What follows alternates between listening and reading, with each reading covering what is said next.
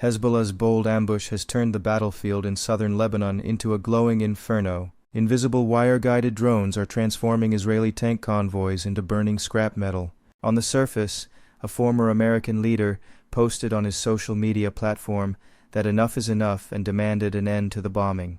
But while those statements dominate headlines, something far more dangerous is unfolding on the ground. These are not ordinary drones seen every day. They are fiber optic cable drones, tiny toy-like unmanned aerial vehicles dragging a thin physical wire behind them. There are no radio signals to jam, no electronic warfare tactics that can touch them. Multi-billion-dollar jamming systems, the pride of a modern military, suddenly became completely useless against a technology so simple, yet so deadly. On the operator's screen, every detail of an advanced main battle tank appears crystal clear. Then comes the dive.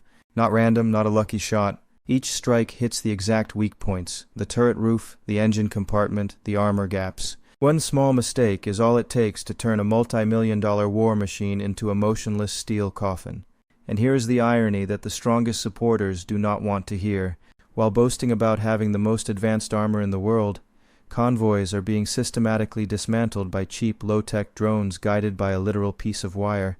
This is the new face of asymmetric warfare: expensive technology versus smart, low-cost persistence. Right now, the cheap side is winning. But the real spectacle is not just on the battlefield. It is in Washington. The self-proclaimed deal-maker and protector of allies suddenly declares that the strikes on Lebanon will not continue. He says his country will not allow it.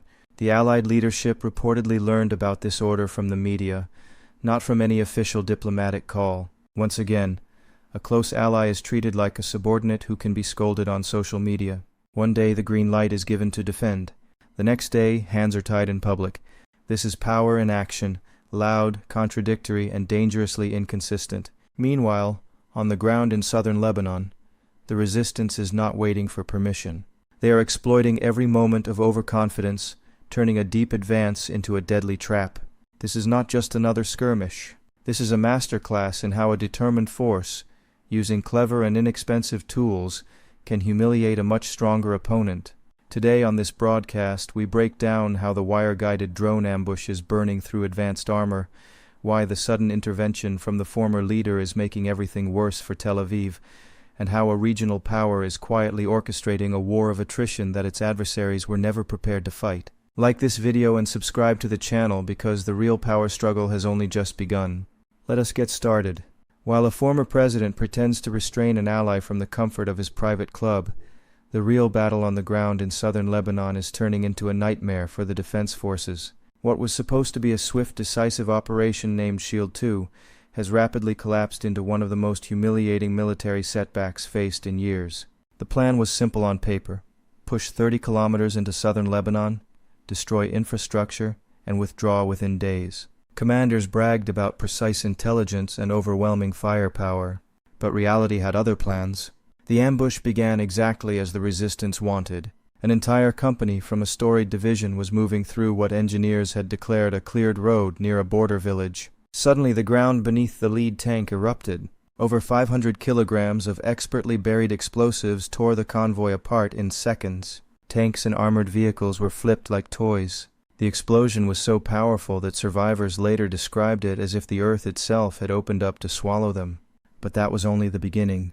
As smoke filled the air and soldiers scrambled for cover, the second layer of the trap was unleashed. Anti-tank teams positioned on high ground opened fire with precision-guided missiles.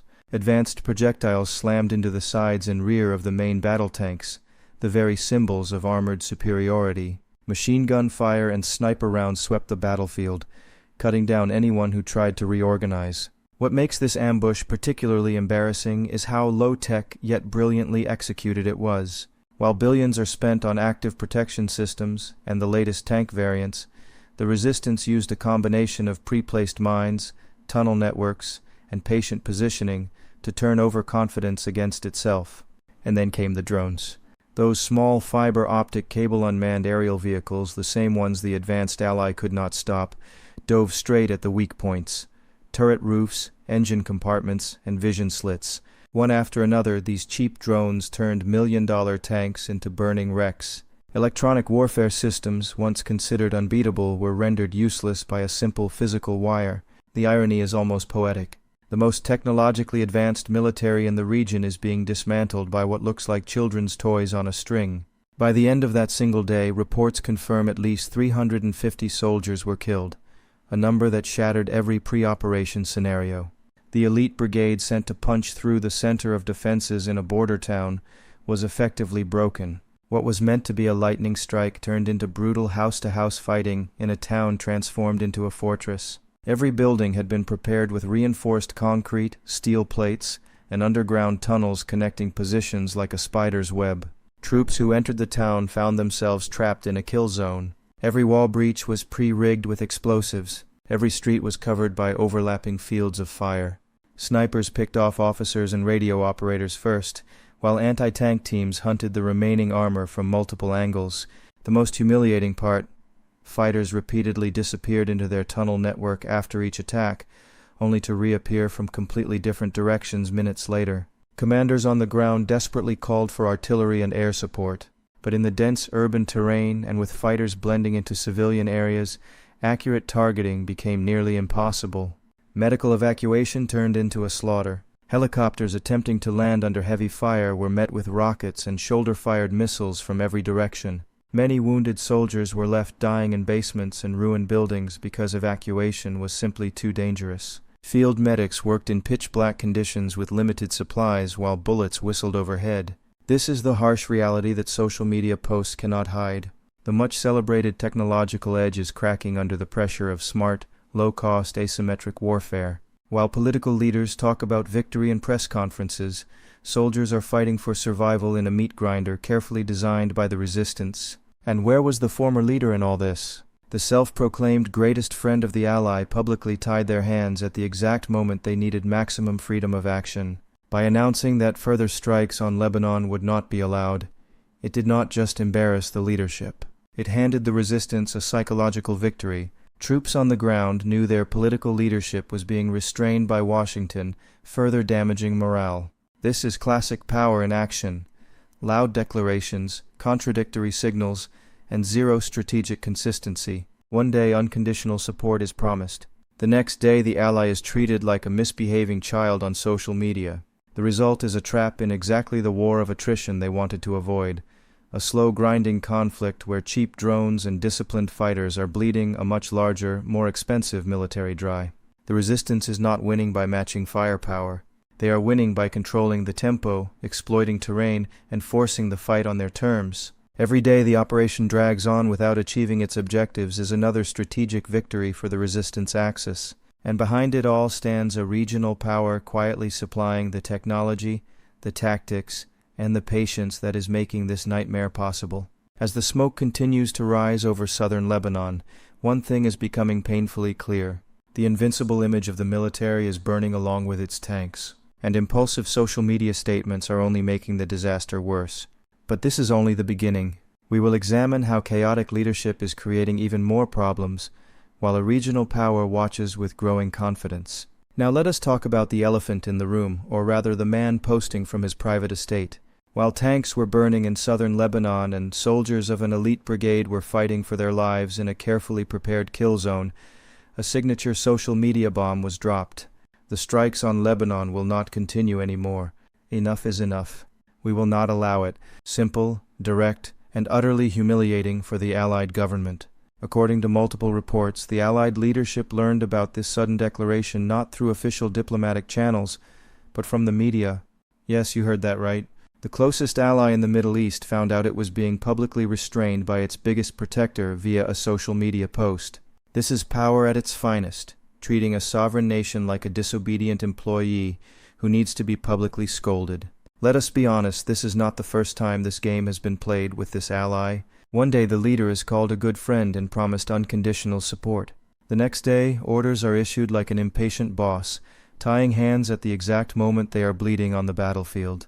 The contradiction is glaring. The official ceasefire agreement brokered by the United States itself explicitly allows the right to self-defense against imminent threats. Yet the public statement created the clear impression that hands are completely tied.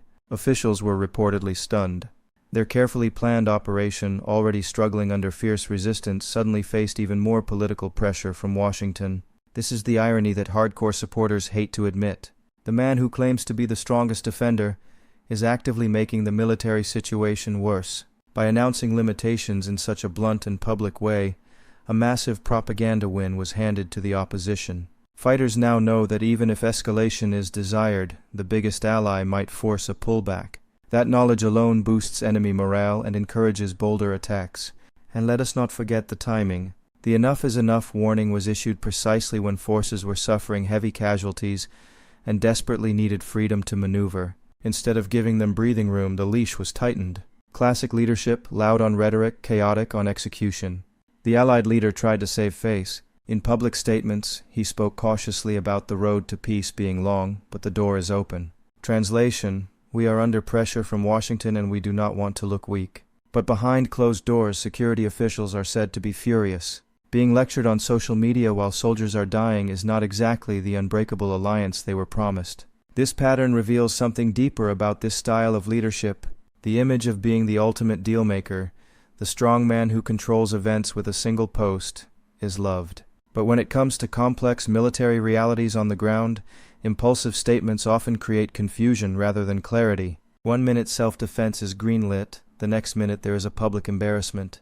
The result is a dangerous gap between words and actual policy, a gap that enemies are more than happy to exploit. Meanwhile, a regional power watches this spectacle with quiet satisfaction. While the former leader plays strongman with his own ally, advanced tactics and low-cost drone technology continue to be supplied, proving far more effective than anyone in Washington predicted. The contrast could not be clearer. Vague orders are issued from thousands of miles away while a disciplined, patient war of attrition is orchestrated right on the border. Here is the brutal truth that viewers need to understand. The real cost of relying on this kind of protection is being discovered. When military strategy is tied to a leader who changes direction based on headlines and personal mood, a reliable shield is not obtained. An unpredictable leash is obtained. And right now that leash is choking at the worst possible moment. With armored vehicles continuing to be destroyed by cheap fiber optic drones and sophisticated tunnel networks, the public intervention is not saving lives or bringing peace. It is creating hesitation, lowering morale, and giving the resistance access to exactly the opening they need. This is not leadership. This is political theater, and the soldiers paying the price on the ground are the unwilling actors in the latest show. But the chaos does not stop with Lebanon. Next, we will examine how the regional power is mastering the art of asymmetric warfare, turning an expensive military machine into a victim of its own high costs. While the struggle to keep control continues, the real power struggle has begun.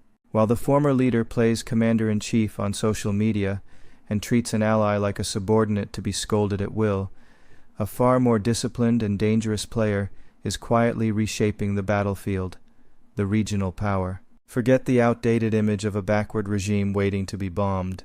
What is being witnessed in real time is a masterclass in asymmetric warfare, a sophisticated strategy where a weaker power uses intelligence, patience, and low-cost tools to bleed a much stronger opponent dry. And right now, this playbook is being executed with chilling effectiveness.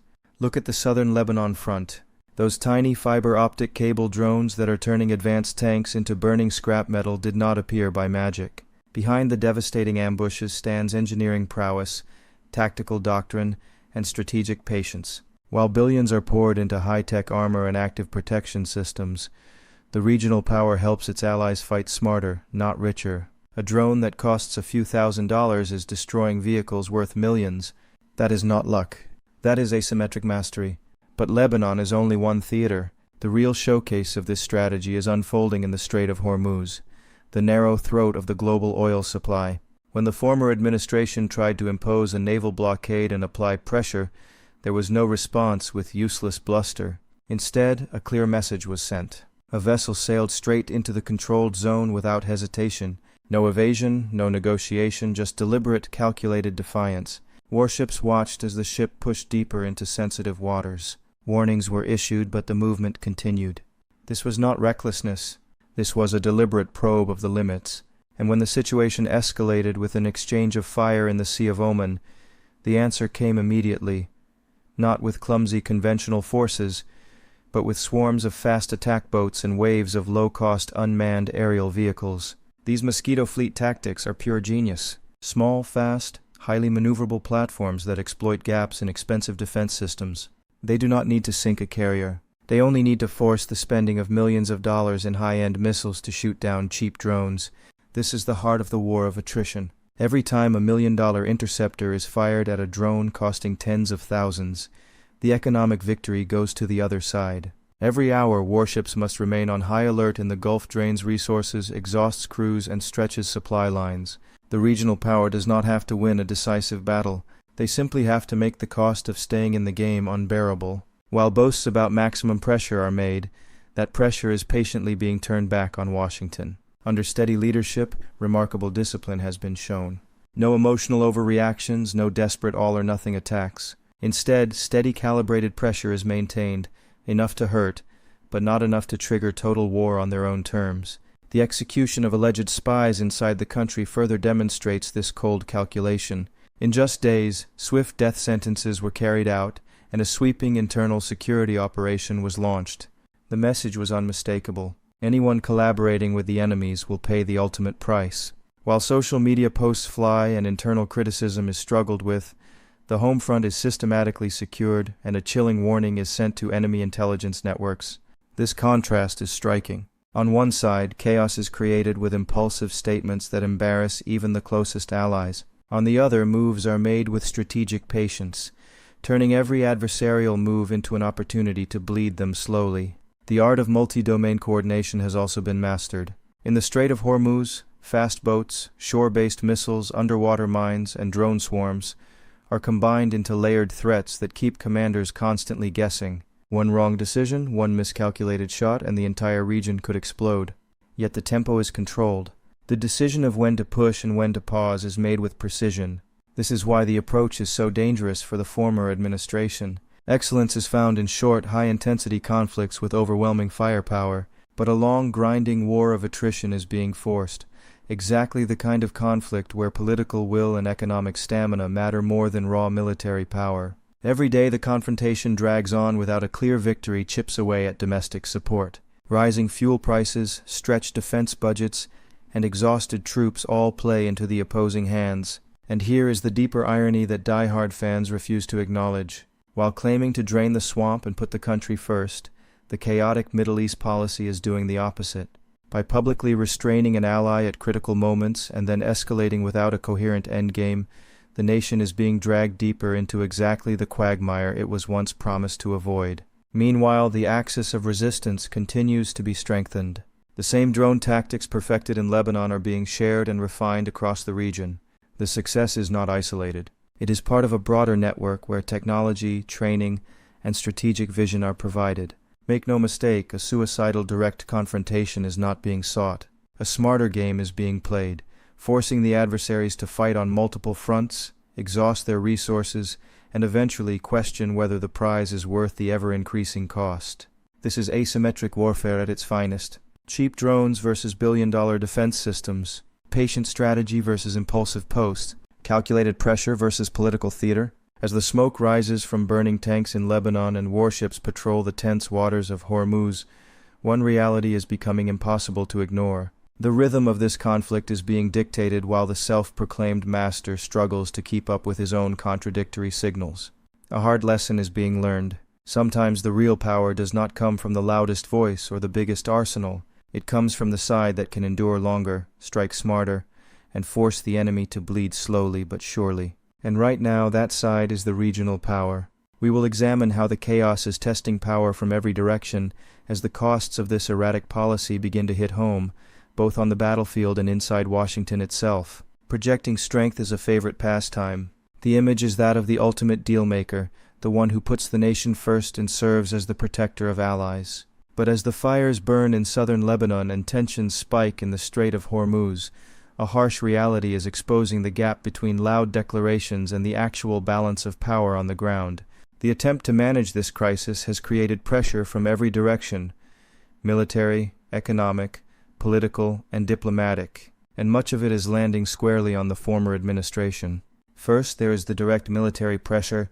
When an exchange of fire occurred in the Sea of Oman, it was quickly claimed as a necessary show of force. Yet, the response came within hours with coordinated swarms of unmanned aerial vehicles and fast attack boats. Warships suddenly found themselves forced to expend expensive interceptors against cheap, expendable drones. This is the attrition trap that has been set. Force the opponent to spend millions to defend against threats that cost thousands. The financial bleed is real. Every prolonged deployment in the Gulf costs hundreds of millions of dollars per week. Crew fatigue, maintenance on high-tech systems, and the constant need for resupply are stretching naval resources thin. Meanwhile, the initiative is maintained. The decision of when to probe, when to swarm, and when to pull back keeps forces permanently on edge without triggering full-scale war.